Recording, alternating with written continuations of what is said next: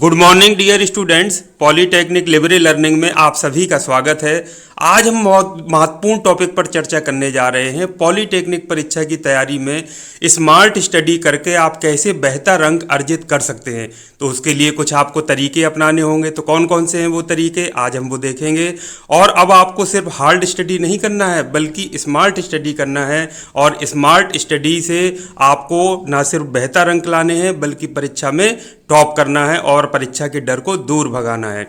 तो हम बात कर लेते हैं। अगर हम हार्ड स्टडी की बात करें तो शुरू से सब लोग कहते हैं कि भाई कड़ी मेहनत करिए, कड़ी मेहनत करिए। लेकिन हार्ड स्टडी से क्या होता है कि स्ट्रेस बढ़ जाता है। आप लगातार सुबह से शाम तक बैठे हैं, पता चले कोई भी स्टूडेंट लिए किताब बैठा है, समझ में आ रहा है, आउटपुट निकल रहा है, कुछ नहीं निकल रहा है, कोई मतलब नहीं है, लेकिन वो हार्ड स्टडी कर रहा है, लिए किताब बैठा है, ना तो वो मोबाइल खोल के देख रहा है, ना वो किसी से बात कर रहा है, ना किसी से मतलब है।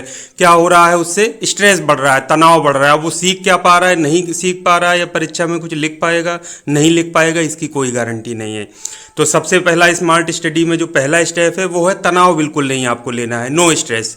आप जानते हैं, वैसे हम बात करें तो क्योंकि परीक्षा का आज पर्याय बन चुका है तनाव या स्ट्रेस। स्टूडेंट्स को परीक्षा का जैसे ही बात आती है या नाम लेता है स्टूडेंट, तो उसके अंदर क्या है, एक तनाव या स्ट्रेस की भावना आ जाती है। तो ये बच्चों आपको क्या करना है, बिल्कुल बिना किसी तनाव के आपको क्या करना है, दूसरा जो स्टेप है उसको अपनाना है। वो है पढ़ाई हेतु प्लान को तैयार करना। बच्चों रैंडम अगर आप किसी चीज़ को पढ़ेंगे, अचानक से आप पढ़ते जा रहे हैं बिना सिर पैर के, उसमें क्या होता है, समय अनावश्यक रूप से वेस्ट होता है। तो बेहतर ये है कि जितने भी आपके सब्जेक्ट हैं उसका प्रत्येक का आप एक प्लान तैयार कर लीजिए। प्लान का मतलब है प्रत्येक विषय के कौन कौन से ऐसे मुख्य पॉइंट्स हैं, मुख्य टॉपिक हैं जो परीक्षा में आपसे पूछे ही जाते हैं, जो कभी ऐसा नहीं हो सकता कि आपसे पूछे ना जाए। तो जब आपको पता है कि ये टॉपिक्स ही पूछे जाएंगे तो उन टॉपिक्स पर ही आप फोकस करिए, उनको अंडरलाइन करिए, उनको मार्कर से मार्क कर दीजिए, उन पर आप फोकस करिए कि वो पॉइंट्स आपके बिल्कुल क्लियर हो जाएं और बिल्कुल निश्चित तौर से आपके तैयार रहें, किसी भी स्थिति में छूटने ना पाएं, क्योंकि उन टॉपिक से बाहर आपका जो पेपर है वो नहीं जाता है। तो ये आपको पूरा प्लान तैयार कर लेना है कि क्या क्या आपको पढ़ना है, कौन कौन से टॉपिक्स हैं जो आपको तैयार करने हैं। अगला है माइंड मैप बनाना। इसके लिए मैं वीडियो अलग से बता चुका हूं बना करके। तो माइंड मैप जरूर बनाइए। प्रत्येक जो सब्जेक्ट है उसके टॉपिक वाइज आप माइंड मैप तैयार करिए। माइंड मैप से क्या होता है, परीक्षा की ठीक पहले एक दिन रात को या परीक्षा के आधे घंटे पहले भी आप एक नज़र देख लेंगे कि मेन टॉपिक बीच से शुरू होता है, फिर उसके कौन कौन से उससे संबंधित उसके मेन टॉपिक्स और सब टॉपिक्स हैं, उनको आप जोड़ते हुए कनेक्ट करके लिखना है। मेन पॉइंट्स या मेन उदाहरण वो आपको लिख लेना है। जो अगर कोई चित्र है उसको आप बना लेना है। जैसे अभी आप वीडियो में देख पा रहे हैं टेनिस का जो माइंड मैप है, तो इसमें टेनिस से जुड़ी सभी चीज़ों को एक ही बार में बता दिया गया है। मेन रिकॉर्ड कौन से हैं, कौन कौन से मैच होते हैं, कहाँ कहाँ शॉट लगाए गए, सबसे लंबा मैच कहाँ खेला गया, सब मेन चीज़ इसमें आ गया। तो इस चार्ट को देखकर आधे घंटे पहले भी स्टूडेंट रिवीजन करके परीक्षा में जाकर बेहतर से बेहतर अंक ला सकता है और स्वयं को क्लास में अगर वो थोड़ा भी ध्यान दे ले तो टॉप भी कर सकता है। अब हम बात कर लेते हैं निमोनिक्स की। निमोनिक्स को हिंदी में कहते हैं स्मृति विज्ञान। इसकी जो तकनीकें होती हैं, क्लास 5 से लेकर छोटा से छोटा बच्चा होता है, चाहे वो सरकारी में पढ़ता हो चाहे प्राइवेट में, वो उसको इस्तेमाल करता है, लेकिन उसको जानकारी नहीं होती है कि ये निमोनिक्स है या स्मृति विज्ञान है। और उससे होता क्या है कि जो उसको बता दिया जाता है ट्रिक, सिर्फ उतने पे याद करके उसको रह जाता है, स्वयं से वो ट्रिक्स बनाने का प्रयास नहीं करता है। तो आपको निमोनिक्स की तकनीकें अपनाना है। इसके लिए मैंने वीडियो अलग से बनाया है। अगर आप इसमें इंटरेस्टेड हो, आपको जानकारी ना हो, तो वो वीडियो जरूर देख लें। और निमोनिक्स की तकनीकें प्रत्येक स्थान में आप जहां जहां आप पढ़ रहे हो, जहां आप पढ़ने में आपको डिफ़िकल्टी महसूस होती हो, बोरियत महसूस होती हो, तो ये स्मृति विज्ञान के आप तकनीकें अपना करके उस टॉपिक को बिल्कुल याद कर लीजिए, कंठस्थ कर लीजिए। जैसे कि जनवरी फरवरी के हम कौन से महीने में कितने दिन होते हैं, हम ये तकनीक यूज करते हैं ना। जो उभार होते हैं तो हम कहते हैं वो 31 दिन के हैं, जो गड्ढे हैं वो आपके जो 30 दिन के हैं। तो इसमें एक्सेप्शन भी होता है। एक्सेप्शन का मतलब अपवाद भी होता है। जैसे फरवरी की बात करें, बाकी सब सारा सही होता है। तो इस तरीके से जैसे लाल बटे कक्का होता है, तो ये हम मैथ्स में रट लेते हैं, याद कर लेते हैं, तो जो भी हम अनुपात होते हैं वो निकालते हैं। अब सबसे जो महत्वपूर्ण है वो मैं समझता हूँ ग्रुप स्टडी करने की आदत। अब परीक्षा का समय है, बहुत सारे छात्र छात्रा ऐसे हैं जो लगातार साल भर पढ़ते रहते हैं या सेमेस्टर में पूरे अपनी तैयारी करते रहते हैं, तो उनको पर एग्ज़ाम के टाइम रिवीजन करने में आसानी रहती है, वो रिवीजन जल्दी से कर लेते हैं। बहुत सारे स्टूडेंट्स से किसी भी वजह से तैयारी अच्छे से नहीं हो पाती है, तो एकदम से थोड़ा सा परेशान हो जाते हैं। तो बच्चों, स्मार्ट स्टडी का ये एक बहुत महत्वपूर्ण पॉइंट है।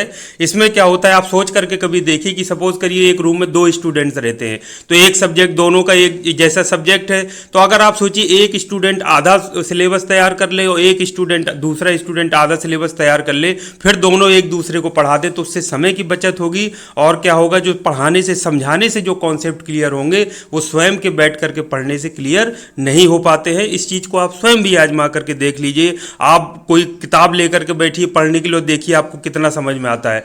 वो चीज़ इतनी कठिन लगेगी, समझ में नहीं आएगा, लग रहा है कहाँ से क्या लिखा हुआ, कैसे हो रहा है, कुछ नहीं पता। वही अगर आपको दूसरा कोई बता देता है, चाहे कोई टीचर हो आपका, चाहे दोस्त हो, कोई भी आपका जानने वाला कह देगा नहीं ये तो ऐसे नहीं ऐसे होता है, तो तुरंत बात माइंड में बैठ जाती है कि हाँ ये तो मैं समझ ही नहीं पा रहा था, 2 घंटे से परेशान था, तुमने बता दिया, तो सेकेंडों में या 1 मिनट में ही वो पूरा कन्फ्यूजन क्या हो गया, दूर हो गया।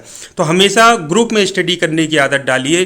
किसी ऐसे या क्लास के ऐसे छात्र को पकड़ लीजिए जो पढ़ने लिखने में बहुत अच्छा हो, समझाने में बहुत अच्छा हो, उससे रिक्वेस्ट करिए कि भैया हमको पढ़ा दो, मेन टॉपिक सारी चीज़ बता दो, समझ लीजिए, चित्र समझ लीजिए, कैसे कहाँ से क्या जुड़ा है, क्या आता है, कैसे होता है, वो सारे मेन टॉपिक्स जल्दी से समझ करके उसको नोट डाउन जरूर कर लीजिए। तो इस तरह से आप क्या हो सकता है, बहुत कम समय में स्मार्ट तरीके से बहुत अच्छी स्टडी करके बहुत अच्छे नंबर ला सकते हैं। तो ये ग्रुप स्टडी वाला जो कॉन्सेप्ट है वो आपको जरूर अपनाना है। ग्रुप स्टडी में यदि 2 मिनिमम है तो बहुत अच्छा है, 3, 4, 5, 6 लोग भी हैं तो बहुत अच्छा है। अगर सारे लोग एक एक सब्जेक्ट पढ़ करके दूसरे को सारा चीज़ पढ़ा देंगे, अच्छे से बता देंगे, एक्सप्लेन कर देंगे, तो सोचिए कितना समय आपका बचेगा। और कम समय में जो घंटों आप बैठ रहे हैं हार्ड स्टडी के नाम पर, कड़ी मेहनत के नाम पर सुबह से शाम तक बैठे रहते हैं लिए किताब कई सारे स्टूडेंट्स, और आउटपुट उनका 0 होता है, तो वो आप उन सारी चीज़ों से क्या होगा, बच जाएंगे। तो ग्रुप स्टडी करने की आपको आदत डालनी ही डालनी है।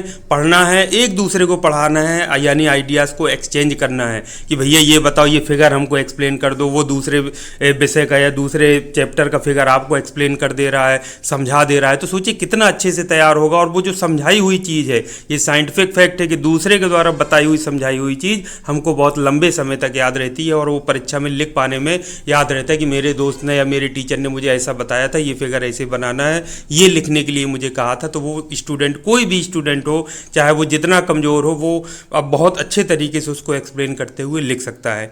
अंत में एक बड़ी महत्वपूर्ण बात मैं आपको बताऊंगा कि कोई भी चीज़ आप सीख रहे हो तो उसको लिख करके जरूर सीखिए। पेन चलाने की आदत डालिए, उसमें हिम्मत मत हारिए कि पेन दर्द करने लगेगा या स्याही खर्च हो जाएगी। आजकल रफ पेज ले लीजिए, कहीं से भी पुरानी फाइल्स के या घर में कहीं भी पेज पड़े हों, पेन ले लीजिए 3-3 रुपए वाले, उनको बढ़िया तरीके से कोई भी मेन टॉपिक्स हैं, डायग्राम में फिगर है, लिख करके उसको याद करने की आदत डालिए। क्योंकि यदि आप लिखेंगे नहीं तो परीक्षा में जब प्रश्न आएगा तो कितना भी आप रट के यदि जाएंगे तो उसमें हाथ नहीं चल पाते हैं, वो कहीं ना कहीं कन्फ्यूजन माइंड में क्रिएट हो जाता है और वो यहाँ ध्यान नहीं आता है। तो कई बार स्टूडेंट्स घंटों बैठ करके वहीं परीक्षा हॉल में सोचते रहते हैं। तो ये सब थे इंपॉर्टेंट पॉइंट्स जो स्मार्ट स्टडी की तरफ किसी भी छात्र छात्रा को ले जा सकते हैं। इन सभी महत्वपूर्ण बिंदुओं पर ध्यान दीजिए, परीक्षा में अच्छे से अच्छा परफॉर्म करिए, ना सिर्फ बेहतर अंक लगाइए बल्कि बेहतर अंक लाकर मैं तो कहता हूँ टॉप की श्रेणी में आप आ सकते हैं, और आएंगे जरूर आप। इसको जो मैंने बताया है उसको आप आजमा करके देखिए। तो ये थी महत्वपूर्ण टिप्स आप सभी के लिए। इसी तरह की उपयोगी जानकारी के साथ फिर आपसे नेक्स्ट टाइम मिलेंगे। वीडियो अच्छा लगा हो तो चैनल को लाइक और सब्सक्राइब जरूर कीजिए, अपने दोस्तों को भी फॉरवर्ड कीजिए, और परीक्षा के दौरान 10 मिनट का 15 मिनट का समय जरूर निकालिए। और कहीं ना कहीं जो आपके माध्यम है, आपके जो सोशल मीडिया प्लेटफॉर्म्स हैं, उनसे जुड़े रहिए। कहीं कोई ज़रूरी सूचना, कोई पढ़ाई से संबंधित कोई महत्वपूर्ण टिप तो नहीं आ रही है, उसको देख करके आप पढ़ाई जरूर करते रहिए। तो आज के लिए इतना काफ़ी है। Thank you very much. आप सभी का दिन शुभ हो।